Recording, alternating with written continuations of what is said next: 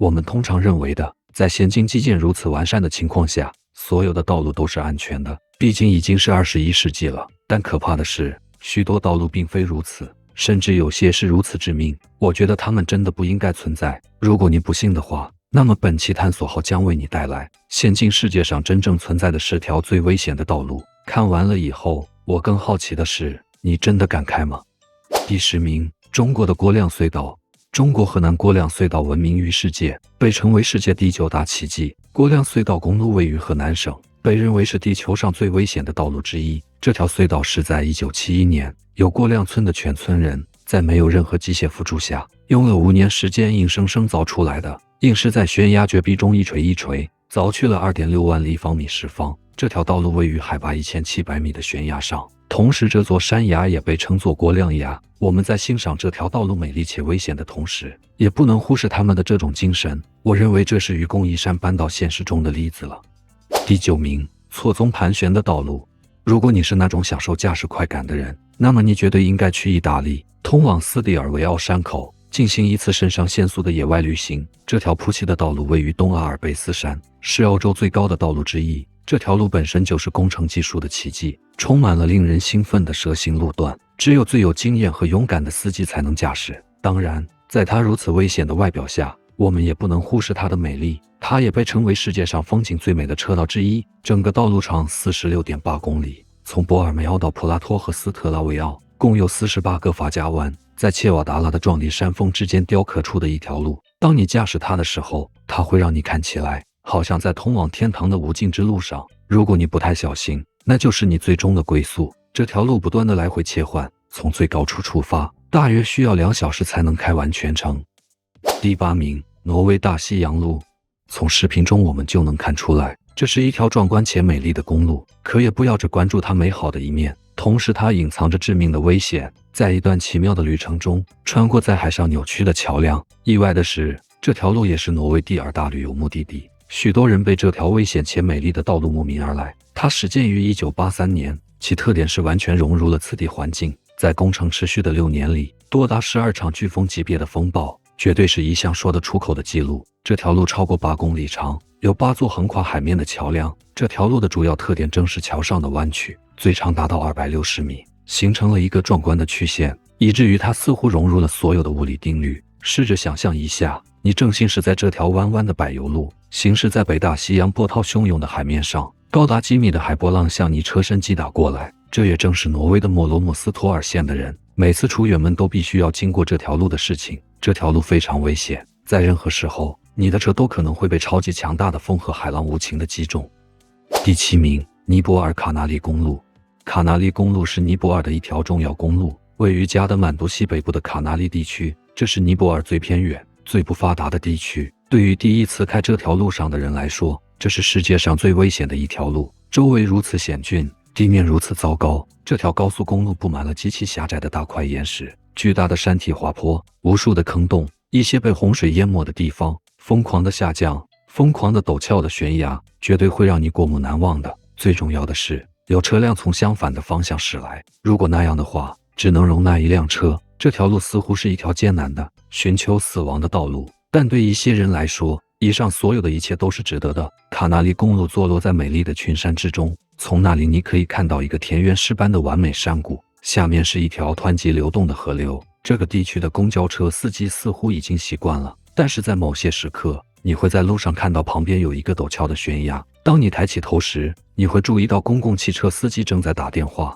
就好像他只是坐在家里的沙发上一样。第6名，喜马拉雅山的道路。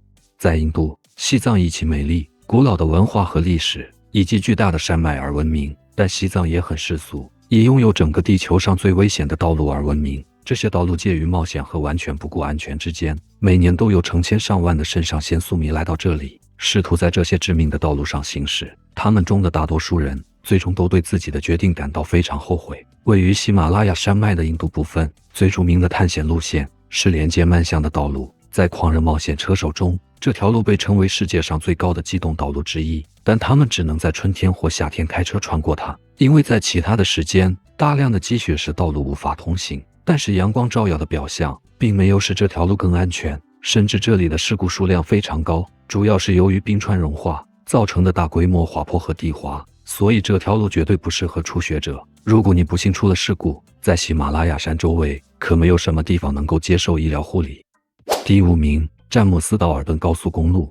说起阿拉斯加路线，更广为人知的是詹姆斯道尔顿高速公路，被认为是世界上最危险的道路之一，因为它穿过了这个国家最孤立的地方之一。由于该地区的天气多变，导致当地的天气新闻也不起作用，霜冻、暴风雪和极低的气温是常见的，使驾驶变得极其困难。全长69公里，适于134公里的艾略特高速公路，在霍班克斯以北，几乎在北冰洋的岸边，在普鲁豪湾油田，这就是为什么要建造它的原因。这是美国最偏僻的公路之一，途中只跨过3个小镇。更重要的是，平均每个镇的居民还不到70人。我们试着想象一下，假设我们的车子由于温度过低而无法启动，或者是身体出了问题，周围既没有服务区，又没有人可以帮忙，再加上极端的低温，那是一种怎样的场景？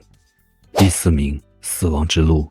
这是巴西的2条主要高速公路之一，它始于塞拉利昂的艾丽莎堡市，结束于与乌拉圭接壤的大多苏尔市杰加罗市。这条高速公路全长约4385公里，途经10个州，连接阿利格拉港、库里、圣保罗、里约热内卢等主要城市。它是巴西最长的公路，仅次于全世界最长的公路之一。由于该地区极端不稳定的天气状况和大量严重的交通事故，所以被赋予了一个怪异的绰号，那就是死亡之路。这条高速公路也以维护不善而闻名，这引发了多年来那些希望政府解决问题的人的抗议，以阻止更多的死亡事件发生。但到目前为止，还没有对此事采取任何行动。在这条路上，有些地方狭窄的单车道意味着卡车司机必须万分小心的靠近相反方向驶来的车辆，他们就几乎来个亲密接触了。第3名，新西兰的船长峡谷路。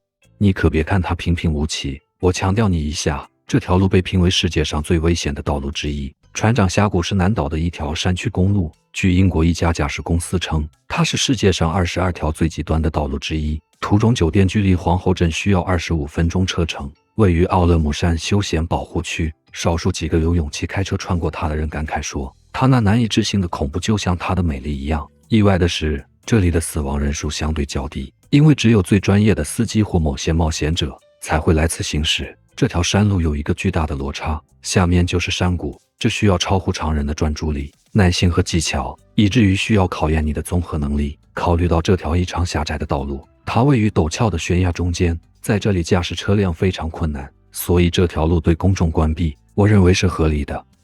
第2名，巴基斯坦的仙女草地。